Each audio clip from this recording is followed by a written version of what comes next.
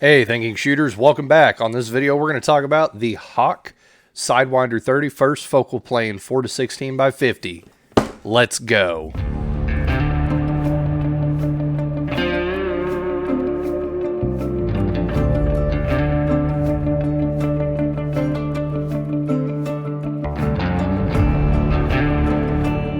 Hey guys, welcome back to Thinking Shooters. So, before we get started, go ahead, hit that like button, hit the subscribe button, share, leave a comment, all that good stuff. At the very least, at least hit the like button, maybe leave a comment, as what it does is it helps get the video out there, gets it to where other people are able to see it, helps the channel grow, all that stuff. It's free to hit it, doesn't cost anything. So yeah, if you would, do a solid and hit that, help the channel out. So before we get going, shout out to Kyle Abel. I was not drinking Pinot Noir, but I was drinking wine. I was actually drinking Real Sangria. That's one of my favorite wines to drink. But tonight's drink of the evening, it's got kind of a pinkish red to it. What might I be drinking this evening? Leave a comment down below. Tell me what you think. Also, before we get going, I want to say, don't forget about the T-shirt giveaway for Big Tex Ordnance. Again, if you'd like to make this T-shirt yours, you must be subscribed to the channel. You must like and comment on all 5 of the scope review videos that are coming out, to include the previous one and this one and the next 3 coming up. And then 1 week after the 5th video is posted, I will pick a winner, make a video saying, hey, you won, contact me, all that good stuff. Again, if you see me looking this way, I got my PowerPoint up to help me stay focused. So we got the Hawke Optics Sidewinder 30, 4 to 16 by 50 millimeter. As you can see, it's got the logo on it. It's on both sides right there. So here it is. As I described during the opening of where we're going to be doing scope reviews, I said some of them have increased, one of which went outside the price range. That's this one. So when I received the optic, it was $7.99. Now it is $8.99, and we'll talk a little bit more about that later. All right, so the packaging, the package that it came in, it was adequate, nothing fancy. It had a plastic sleeve that the scope was inside. It had closed cell foam on both the ocular and objective ends of the scope, and the sunshade was cradled inside some foam as well. Included in the box was the scope, obviously, the sunshade, the lens cloth, hex key, spare screws, a throw lever, which I currently don't have on right now, a bikini lens cover, a 4-inch side wheel, and a manual. The wheel, it's this big thing that kind of screws on, and it makes it so you can adjust your parallax with this giant wheel. But moving forward, the appearance of it, it's a nice scope. You know, it's nothing fancy. It's pretty light. It doesn't feel cheap though, but it is fairly light for an optic. It has very nice matte anodizing, matte black anodizing. It's a standard optic design. No frills, nothing fancy about it. The cool thing about this though, that I do want to point out, is the elevation graduation. So it's got a red and white line that whenever you pull up and you adjust, it moves to show you where you're at in your elevation. That's pretty cool. I like how they did that. That's a very, very innovative style. I hadn't seen that before, and it's very intuitive to use. It's pretty, like, you see it and you're like, oh wow, that's simple. It makes sense. The turrets, so there's the tiniest bit of play. There's not a whole lot to it, but it's not obnoxious or annoying. It's just you can tell there's a touch of play, but it doesn't feel like it's going to move into the next number or anything. The clicks, they're audible, like you can hear them, and they're tactile. You can feel them move. It has push-pull locking. They're smooth, and best part, it lines up on 0. Yeah. They're not really much. Locking turrets like this aren't really my preferred style for precision optics, but it's just a preference thing. It's not a big deal. It does not have a 0 stop, but I was willing to overlook that due to the elevation graduation indicator here. Like I said, I think it's pretty cool design that they have going on for that. And because of that, I'm willing to overlook the zero stop. And probably it's also to keep costs down a little bit. Zero stops generally do cause the price of an optic to go up. As far as the ocular adjustment, so again, there were no issues. They were smooth. There's no abnormal movements or feelings. It doesn't feel like you're driving over road strip or anything where it's just bump, bump, bump, bump, bump. It's very smooth and gradual. And it has a fast focus eyepiece on it, but it also has a lock ring right here. So once you get it where you want it, you tighten that lock ring down and it keeps it from moving. Mostly. It'll still move if you put enough force on it, but it'll mostly lock it down. Magnification, no issues, very smooth, no bumping or abnormal feeling to it. Yeah, it was just very nice, well put together optic. The glass, probably the best feature of the entire optic. It's very impressive. It's very clear. There's no hewing, hazing, aberrations, or distortion or anything. And the light transmission on this was just absolutely impeccable. It was phenomenal. It was great to shoot with, and it was just top notch. The reticle. So this is where it gets to where it really knocked it down a bit for me. I wasn't a huge fan of the reticle design first coming out of the box. It has a half tree reticle, and I'm always kind of leery on half trees anyway. But it has plus marks for your hold indications. I'll put a picture of the reticle up so you can see what I'm talking about. But it's got plus marks for your hold your hold indications, and I wasn't sure how I felt about it. I was very ambivalent when I first pulled it out of the box and started looking at it, as I thought it was interesting. It was definitely something I hadn't seen before, but I was like, well, I'm not sure how I feel. I'm going to hold off until after I shoot it to decide for sure how I feel about it. Before I went into firing, the thoughts that I had were basically, there's a touch turret play, but it didn't really cause me any concern. The half tree reticle and the plus marks for your hold indications were probably the two biggest things. And I was a little bit worried of how lightweight the optic was, how durable it was going to be and uphold and withstand all the testing when I got to the torture testing. So I used the same bolt gun that I described in the previous video of after the issues I had with my AR not getting the groupings that I needed due to ammo, and switching to a bolt gun. I used that for the rest of the testing. So when I first started the firing, I went ahead and I mechanically zeroed it. And if you're unsure what that is, let me know down in the comments. I could either do something describing what mechanical zero is, or you can Google it. I'm sure someone else on YouTube describes what mechanical zero is. And then I got to the actual firing zero, where I actually sighted it in to finish it off.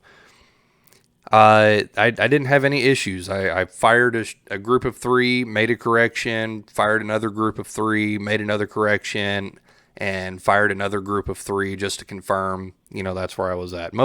Pretty much all the scopes, I didn't have to do more than 2 to 3 groups to get where I needed to be. There were no issues with zeroing it. Didn't have any issues at all. It went very smooth.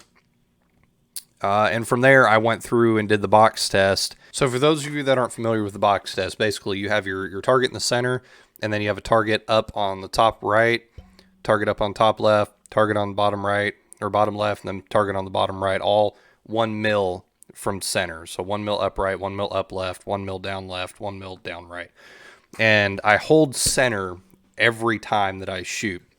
So I dial up and right, 1 mil, fire a group, holding center, then I dial back to center, then dial up and left 1 mil, fire a group, then dial back to center, and then dial down and left 1 mil, holding center, fire a group, then dial back to center, and then dial down and right 1 mil, fire a group, and then I dial back to center and fire my final group.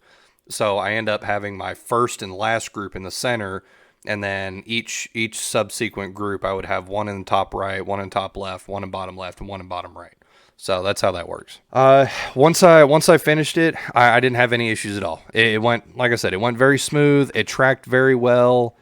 After I got done doing the box test to check the tracking, I ended up shooting out at distances of 1 and 800 yards, just like I did with the previous one. I did it for all of them because, like I said, I'm trying to keep everything as consistent as possible. There's no specific order.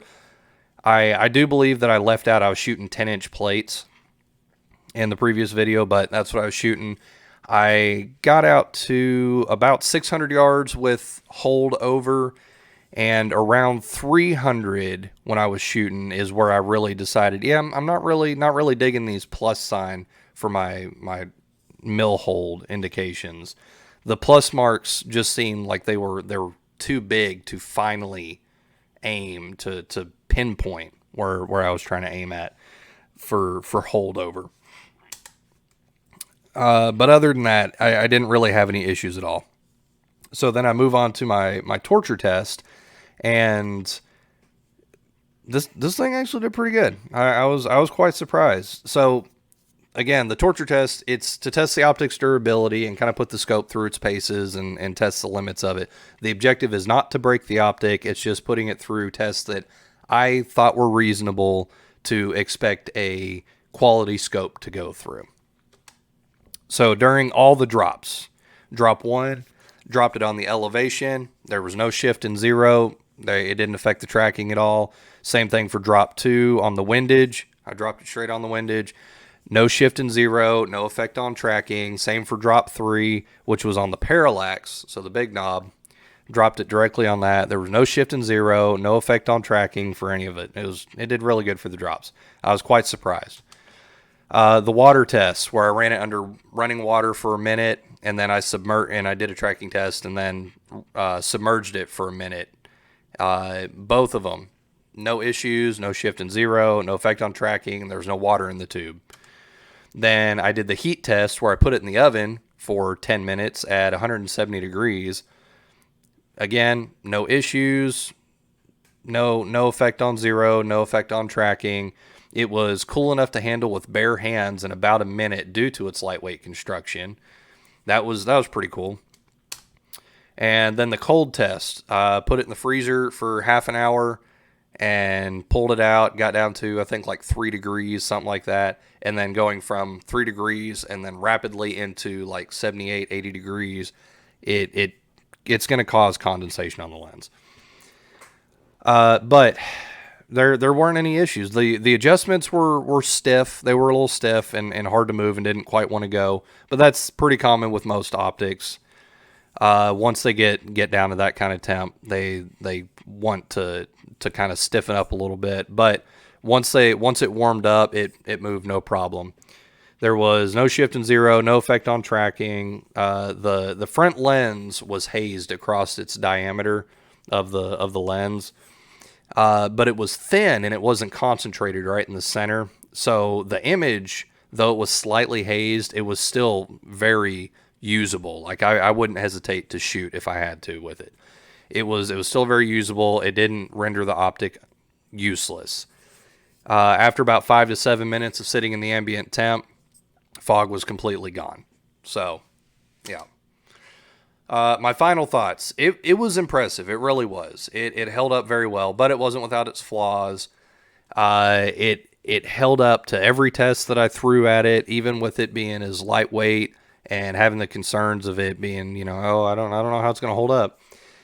I would have preferred it to have a 0 stop, but again, I get it due to cost and the fact that it's got this really quite ingenious elevation graduation indicator on it. I didn't really hold that against it again. It's just something I would prefer. The biggest thing was the reticle. The reticle is really what held this optic back. I think this scope was probably made more as a hunting scope. It is very nice, but like I said, it's more of a high-end hunting scope in my opinion.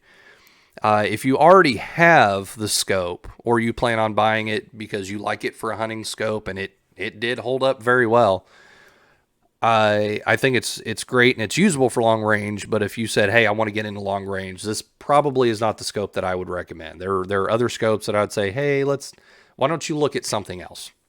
But that's just my opinion. There's too many other optics out there that are mainly have a reticle that's more suited to it. And again, I'll throw the reticle back up so you can see. I didn't think the plus sign marks for your hold indications were a good decision to go with for shooting long range. But like I said, even as it sits, it went from $7.99 when I first got it to now it's sitting at $8.99, and it's just, even as a hunting scope, honestly, it's just, to me, the price is too high. If it sat a little closer to like $6.50 or something, I'd be much less hesitant to recommend it.